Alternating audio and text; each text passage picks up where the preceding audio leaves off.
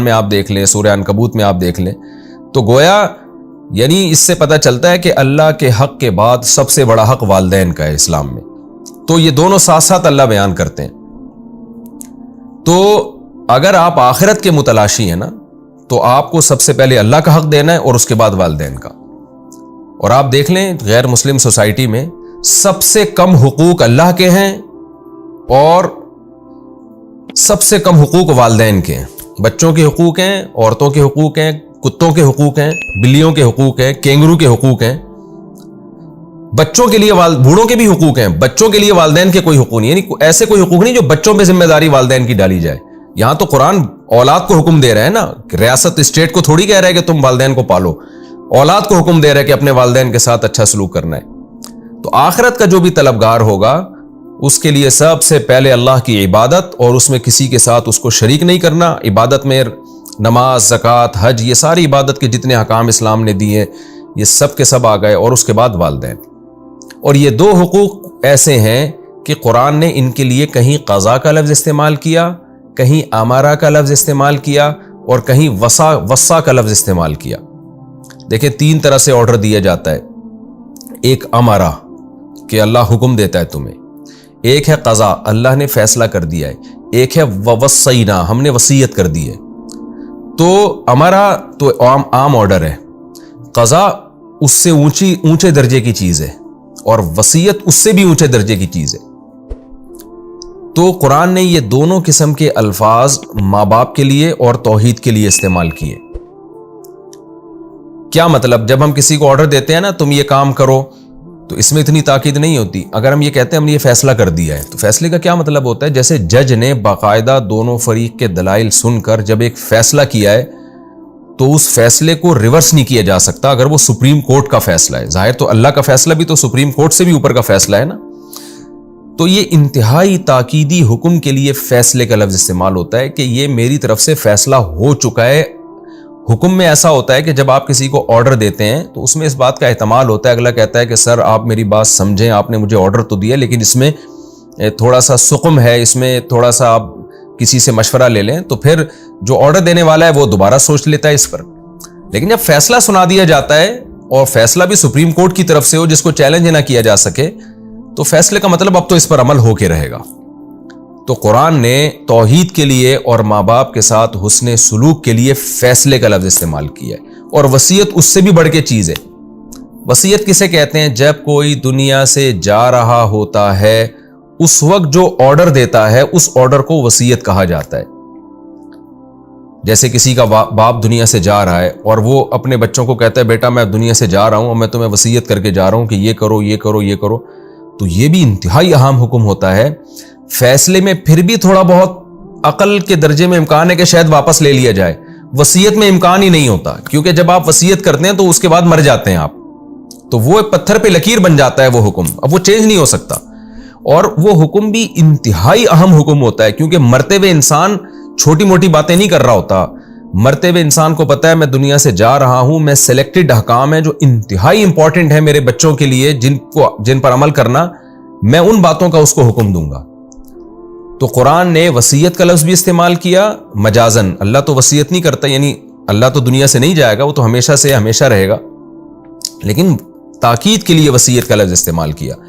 تو اس سے پتہ چلتا ہے کہ قضا کا لفظ اور وصیت کا لفظ یہ بتا رہا ہے کہ اسلام میں اللہ کی عبادت اور توحید اور والدین کے ساتھ حسن سلوک کی کس قدر اہمیت ہے، اور آج ہماری سوسائٹی میں اس کا کیا حشر ہو رہا ہے اس کے ساتھ. تو اللہ فرماتے ہیں وَقَضَىٰ رَبُّكَ أَلَّا تَعْبُدُوا إِلَّا إِيَّاهُ، تیرے رب نے فیصلہ کر دیا ہے کہ تم عبادت مت کرو مگر صرف اسی اللہ کی. وَبِالْوَالِدَيْنِ إِحْسَانًا، اور والدین کے ساتھ اچھا سلوک کرو. دیکھیں احسان میں بار بار بتا چکا ہوں، کسی بھی عمل میں ایکسیلنسی پیدا کرنا، یعنی بہت اچھے طریقے سے والدین کے ساتھ پیش آؤ. اور پھر بوڑھے والدین کا اللہ نے الگ سے تذکرہ کیا. وجہ اس کی یہ ہے کہ جب والدین جوان ہوتے ہیں تو اولاد ان سے خدمت لے رہی ہوتی ہے. جیسے باپ کما کے کھلا رہا ہوتا ہے، ماں گھر میں خدمت کر رہی ہوتی ہے، اور ماں باپ کو اس وقت خدمت کی زیادہ ضرورت نہیں ہوتی. بڑھاپے میں معاملہ ہو جاتا ہے بالکل الٹا.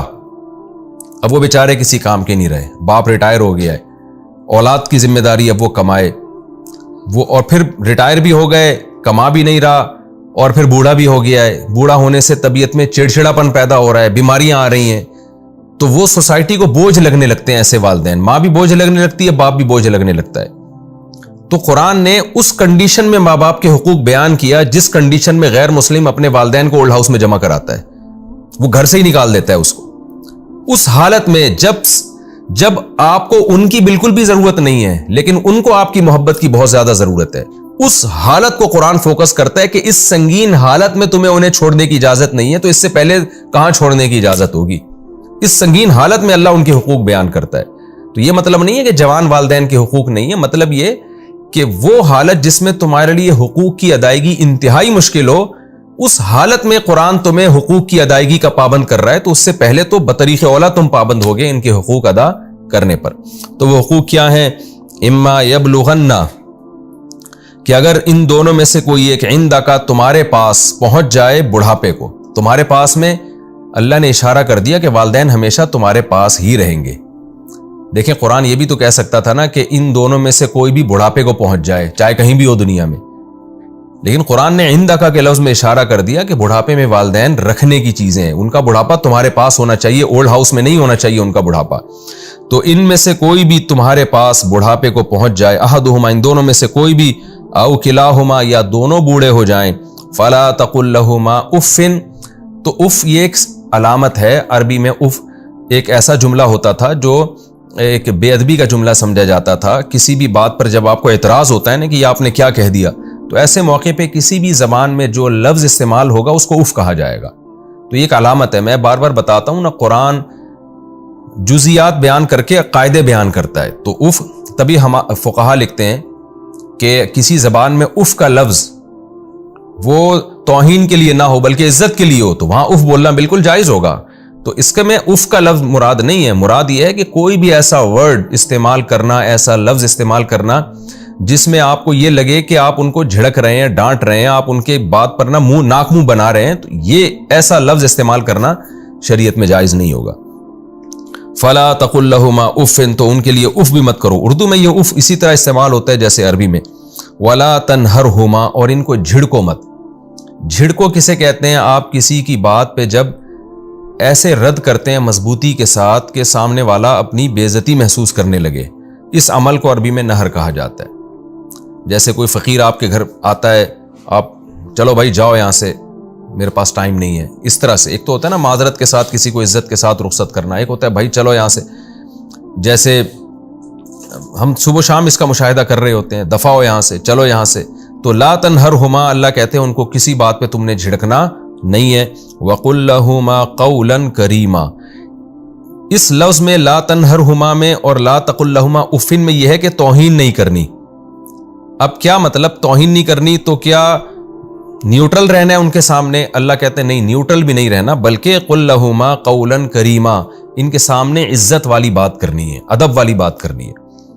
ایک یعنی 3 درجات ہوتے ہیں. ایک تو یہ کہ آپ کسی کی انسلٹ کر رہے ہیں, توہین کر رہے ہیں.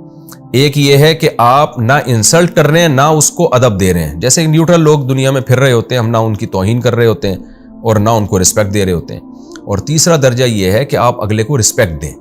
تو اس لیے قرآن کہہ رہا ہے وقل لہما قولا کریما, بات کرنی ہے کریم, عزت والی بات, ادب والی بات. تو اس کا عام ترجمہ یہ بھی کیا گیا کہ ادب سے ان سے بات کرنی ہے. وَاخْفِضْ لَهُمَا جَنَاحَ الذُّلِّ مِنَ الرَّحْمَةِ, یہ تو اللہ نے زبان سے کیسے پیش آنا ہے اس کا طریقہ بتایا. زبان کے کیا احکام ہے, والدین کے سامنے کس لینگویج میں, کس زبان میں آپ نے, کس ٹون میں آپ نے بات کرنی ہے. اب اللہ کہتے ہیں کہ تمہارا ظاہری ایٹیٹیوڈ کیسا ہونا چاہیے والدین کے سامنے. وَاخْفِضْ لَهُمَا جَنَاحَ الذُّلِّ, جو ذلت کے بازو ہیں, عاجزی کے بازو ہیں, وہ تم نے ان کے سامنے جھکانے ہیں. من الرحمہ, شفقت سے. یعنی جب تم ان کے سامنے کھڑے ہوگے, ان سے پیش آؤ گے, تو ایسے پیش آؤ گے کہ تمہاری باڈی کو اور تمہارے جسم کو دیکھ کے لگ رہا ہو کہ اس میں عاجزی بھی جھلک رہی ہے اور والدین کے ساتھ شفقت اور رحمت بھی جھلک رہی, تمہیں ان پہ پیار بھی آ رہا ہے. بعض دفعہ عاجزی ہوتی ہے, جیسے باس کے سامنے انسان کھڑا ہوتا ہے بڑی عاجزی کے ساتھ, لیکن پیار نہیں ہوتا, محبت نہیں ہوتی اس میں. بعض دفعہ محبت ہوتی ہے لیکن عاجزی, جیسے بیوی سے انسان بات کر رہا ہو محبت جھلک رہی ہوگی, یا اپنے بچوں سے بات کر رہا ہو محبت جھلک رہی ہوگی, لیکن عاجزی نہیں ہوگی. تو والدین کے ساتھ جب بات ہوگی تو من جناح الذل بھی ہو یعنی عاجزی بھی ہو اور رحمت بھی ہو, یعنی شفقت اور عاجزی اور محبت دونوں کا مجموعہ تمہاری جسم سے جھلک رہا ہو. وقر رب ارحمہما, یہ تو وہ ادب ہے جو تم نے اپنے قول سے اور اپنے جسم سے کرنا ہے, اور پھر ساتھ میں اللہ سے دعا بھی مانگنی ہے, کیونکہ اتنا کچھ کر کے بھی تم ان کا حق ادا نہیں کر سکتے. جو انہوں نے تم پر بچپن میں احسانات کیے ہیں ان احسانات کا تم دنیا میں بدلہ نہیں دے سکتے.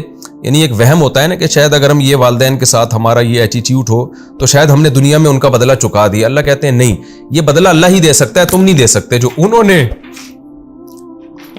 بچپن میں تم پر احسانات کیے. اس لیے تم نے اللہ سے دعا مانگنی ہے.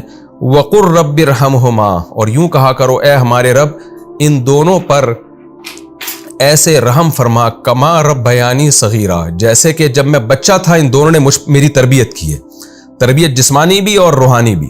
کیسے پالا پوسا ہے بچپن میں, کس طرح باپ نے ماں کو شیلٹر دیا اور کما کے لاتا رہا اس بچے کے لیے, اور کس طرح ماں اپنی چھاتیوں سے لگاتی رہی, اور کس طرح راتوں کو اس کے لیے جاگتی رہی. اور قرآن کے مطابق 2.5 سال کا عرصہ ایسا ہے جس میں ماں دن اور رات ایک کر دیتی ہے. حملہ وفصالہ 30 شہرا, 2.5 سال کا عرصہ بہت ہی ٹف ہوتا ہے جس میں ماں سب کچھ بھلا کے اس بچے کی تربیت میں لگی ہوتی ہے.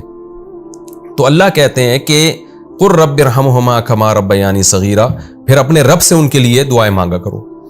تو فقہاء نے اس آیت کے تحت لکھا ہے کہ اس آیت سے مفہوم یہ ہوتا ہے کیونکہ قرآن میں آرڈر دیا نا ان کے لیے دعا مانگنے کا, تو کم سے کم ایک دفعہ تو یہ دعا مانگنا بہت سے فقہاء کہتے ہیں فرض ہے, اور اپنی دعاؤں میں اس دعا کو شامل کر لینا یہ سنت اور تاکیدی حکم ہے. آگے اللہ فرماتے ہیں ربکم اعلم بما فی نفوسکم, تمہارا رب خوب جانتا ہے جو کچھ تمہارے دلوں میں ہے. یعنی اس میں اور زیادہ تاکید کر دی کہ یہ سارے احکام پر تم نے دل و جان سے عمل کرنا ہے, اس کو پینلٹی یا بوجھ سمجھ کے عمل نہیں کرنا کہ ایک اسلام نے ہمیں عذاب میں ڈال دیا ہے. تو تمہارے دل میں اگر الٹے سیدھے خیالات آئیں گے تو تمہارا رب بھی یہ خیالات بھی جانتا ہے, لہذا دل و جان سے اس حکم پر اللہ کا حکم سمجھ کے عمل کرنا ہے. ہاں یہ ضرور ہے ان تکونوا صالحین, اب چونکہ اتنی زیادہ تاکید والدین کے حقوق کی بیان کر دی گئی ہے تو ظاہر ہے انسان جہاں والدین کے حقوق کے لیے تیار ہوتا ہے وہاں اس میں خوف بھی پیدا ہو جاتا ہے کہ بھئی یہ تو بہت سخت احکام اللہ نے دے دیے, تو ہم سے تو اس پر عمل ہی نہیں ہو پائے گا, اور اس کے نتیجے میں کہیں جہنم کی آگ میں نہ ہم چلے جائیں. تو اگلی آیت میں اللہ نے اس کا تذکرہ کیا کہ ان تکونوا صالحین, اگر تم نیک بنو گے فإنہ کان للأوابین غفورا, تو اللہ توبہ کرنے والوں کے لیے غفور بھی ہے. کیا مطلب, تم ان احکام کو فالو کرنے کی کوشش کرو اور نیک بنو. اگر کبھی کوتاہی ہو جاتی ہے, غلطی ہو جاتی ہے, تو توبہ کا دروازہ کھلا ہوا ہے. دیکھیں ہر گناہ کے بعد توبہ کا دروازہ کھلا ہوا ہے, لیکن اللہ اس کا تذکرہ نہیں کرتا کہ جب بھی کوئی گناہ بیان ہو قرآن یہ کہے کہ اگر توبہ کر لو گے تو معاف کر دے گا. قرآن کی ایسی عادت نہیں ہے, لیکن اسپیشل والدین کے جہاں حقوق اللہ نے بیان کیے وہاں اللہ توبہ کا اس لیے تذکرہ کرتا ہے کہ علماء اس آیت کے تحت لکھتے ہیں مفسرین کہ والدین کے ساتھ چونکہ رہنا بہت عرصہ ہے, انسان جس کے ساتھ کم رہتا ہے نا, کبھی کبھار ملاقات ہوتی ہے, اس کے حقوق کی ادائیگی آسان ہوتی ہے. اور والدین کے ساتھ صبح و شام انسان رہتا ہے, پھر بعض دفعہ والدین کی طرف سے بھی زیادتی ہوتی ہے, اور ہو سکتی ہے اس میں کوئی یعنی اس کے ثبوت ہمیں ملتا ہے, تاریخ سے بھی ملتا ہے, مشاہدوں سے بھی ملتا ہے, اور صحابہ کے دور میں بھی ہمیں ملتا ہے.